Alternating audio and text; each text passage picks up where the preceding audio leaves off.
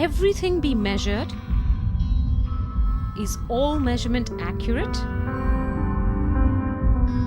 Is it true that if you cannot measure it, you cannot manage it? Are we headed for measurement overkill? Is that why, in mythology, the god of accounting or measurement is none other than Yama, the god of death? But the truth of our modern lives is that everything has to be measured, whether it's our personal ambition, personal happiness, or our professional output and therefore professional success. How do you escape measurement? You see, when you use the word measurement, we are trying to create an objective reality.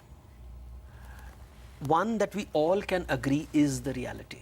But there is another reality that exists, which is the subjective reality, the personal reality. Let me explain this in the form of a story. You see, one day, Narad came to Mount Kailas and with a mango. And he said, this mango is for the one who runs fastest, who goes 3 times around the world the fastest. And so Ganesha, 2 brothers, Ganesha and Kartikeya, decided that we will go for the race. So Kartikeya immediately leapt on a peacock and flew around the world 3 times. So he went around the world 3 times on his peacock. And Ganesha sat right in the center, doing nothing. He just sat there, waiting, while his brother flew around 3 times, once, twice. And just when his brother was about to complete the 3rd round, Ganesha got up and just went around his parents once, twice, thrice, and says, I won. And Kartikeya says, how come? And Ganesha says, you went around the world. I went around my world. What matters more? This is the difference between objective and subjective reality. Sure. So Kartikeya represents objective reality in this narrative, and Ganesha represents subjective reality. And think about it, both matter. So when we are talking about measurements, we focus only on one half of the truth, the objective reality. We have completely ignored the other half of the truth, which is subjective reality, which is gut feel, which is qualitative, which cannot be measured. It's about taste, it is about instinct, it is about intuition, which cannot be measured. And some of the greatest success stories in the world are based not on objective reality, but on the subjective realities of imagination. But everything today in the world is driven towards measuring everything, whether it's objective or subjective. Yes. Is your argument then that some things just cannot be measured?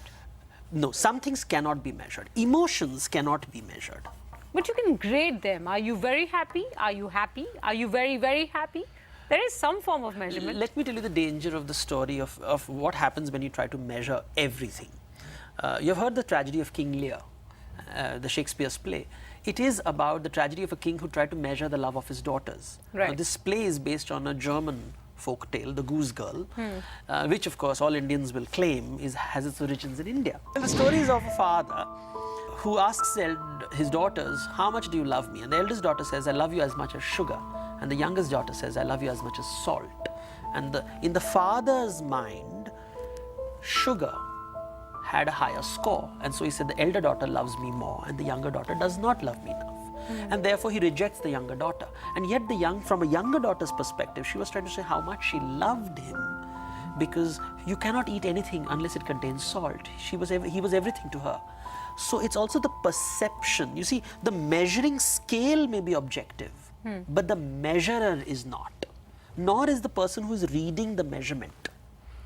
So if I took a measuring scale, on one side is a person who measures, and the other side is a person who is reading the measurement. They're Right. 2 people, each one coming to the table with their respective bias, with their prejudices.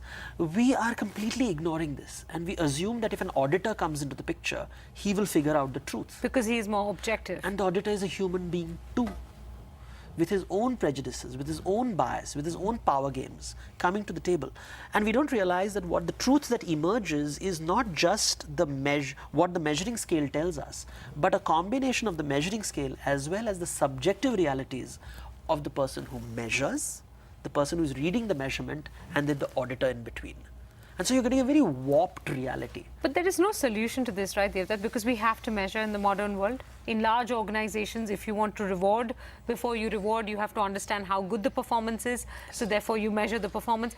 A measurement is embedded in almost every stage of how the individual performs in an organization, how a team performs, how the organization itself performs for shareholders, for stakeholders, etc. Yes. So how do you get away from measurement whilst fully acknowledging that part of it is subjective and part of it is objective? See, we are trying to create a world which is 100% objective, and therefore we are assuming that we'll create a fair world.